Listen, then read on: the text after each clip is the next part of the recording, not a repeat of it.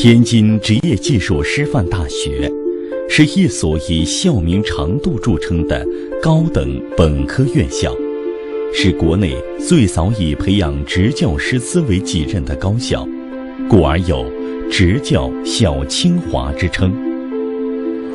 截至2016年3月，共有在校生近2万人。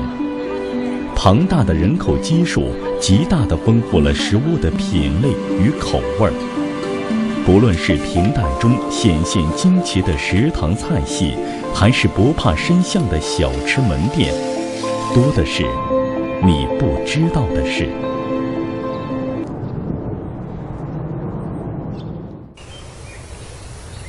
清晨，在东西区的天桥上，想尽可能地赶上黄国兴的脚步，不是一件容易的事情。大四了，就更应该要努力了，因为马上要毕业了。只要没课，阿星都会准时到西区的图书馆自习。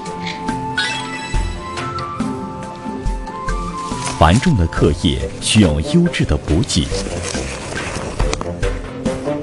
临近图书馆就有这样一个令人垂涎3尺的去处——女生宿舍对面的2餐。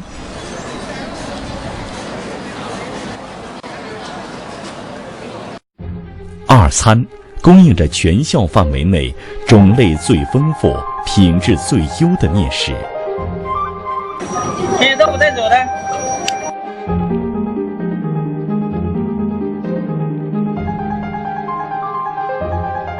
我都摆好了，一份面带走。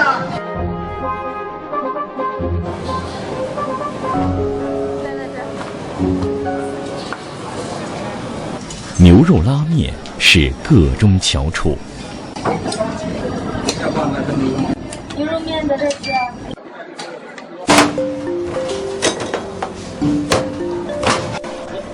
于师傅在2餐做了5年的拉面师傅。最关键的一个是面，一个是汤。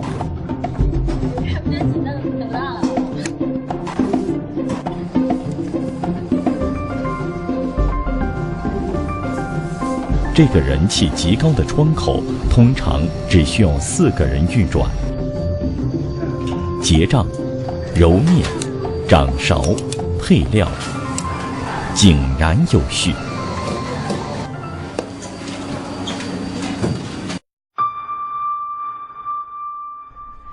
面条劲道，汤汁清亮。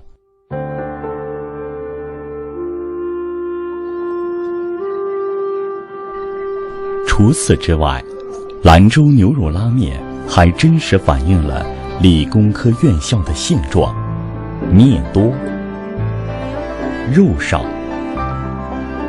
即便如此，也难掩学生党对它的喜爱。天津1年刮2次风，1次刮半年，是典型的暖温带季风性气候。天冷的日子里，一碗冒着热气的牛肉拉面可以极大地降低你被冻成狗的概率。这是来自2餐的馈赠。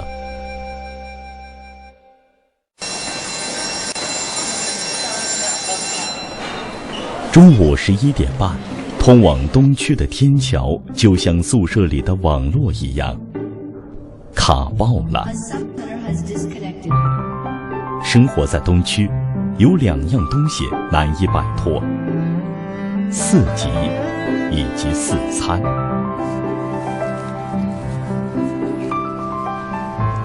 4餐是学校的门面，除了3餐，其他4个食堂的食材基本都由4餐供应。大叔的工作就是保证各餐厅之间的供需。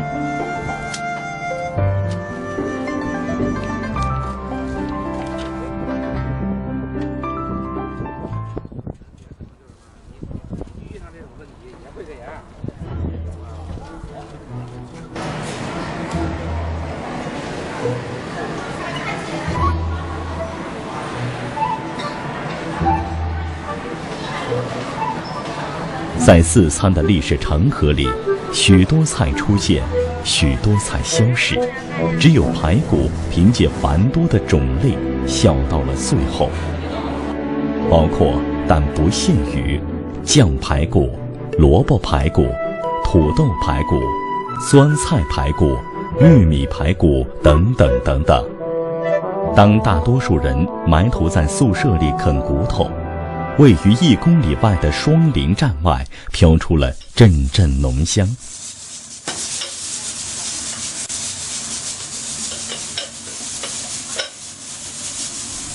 老孙的店里专营一道经典鲁菜——黄焖鸡。为了能多陪伴在天津打拼的儿子，老孙决定离开故土济南，到天津开店。3年了吧？马上就3年了。尽管位置偏僻，但凭借优质的口味，老孙的黄焖鸡在校内小有名气。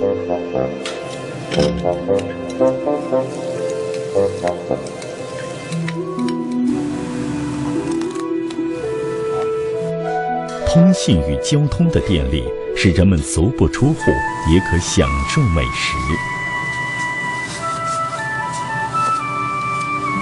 但只有在店里现吃，才不算辜负了鸡。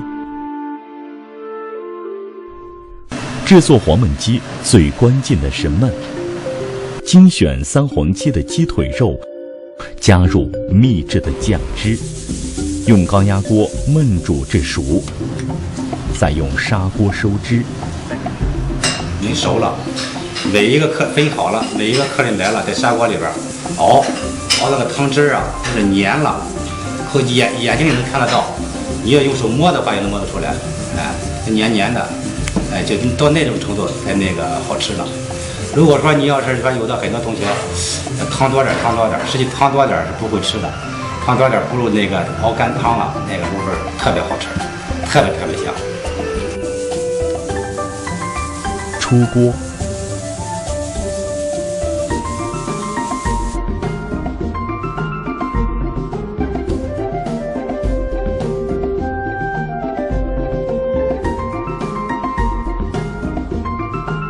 肉质鲜美嫩滑，汤汁浓郁开胃，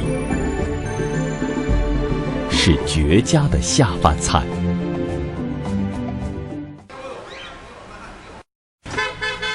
在天津这个城市，杂粮煎饼是如何异军突起、占得高地的？刘哥知道答案。不要辣椒。他对这一块玩得比较深。一套地道的山东杂粮煎饼应当包括以下几个部分：老板，给我来个山东煎饼。好嘞。1勺杂粮面，1个鸡蛋，精准刀工，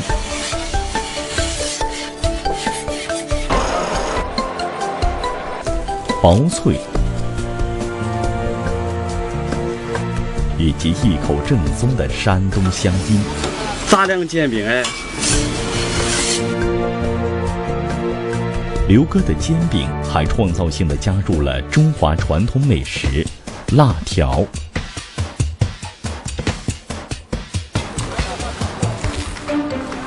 吃辣条，动手动脑，全面发展。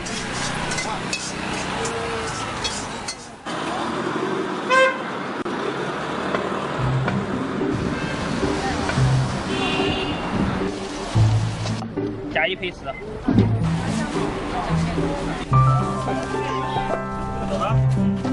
在中国，几乎每一所大学都标配有一条小吃街。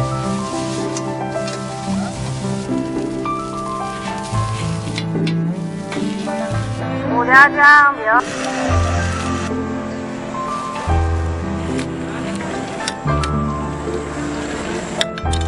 喂。啊，他送过去了。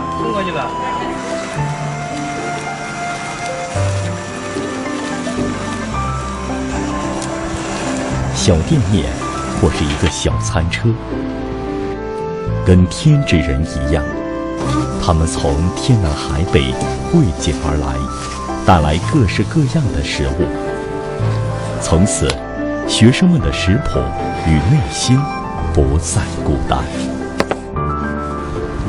中国古话说：“天下无不散之宴席。”这也意味着，除了遗憾的情感，留存心底的还有舌尖的记忆吧。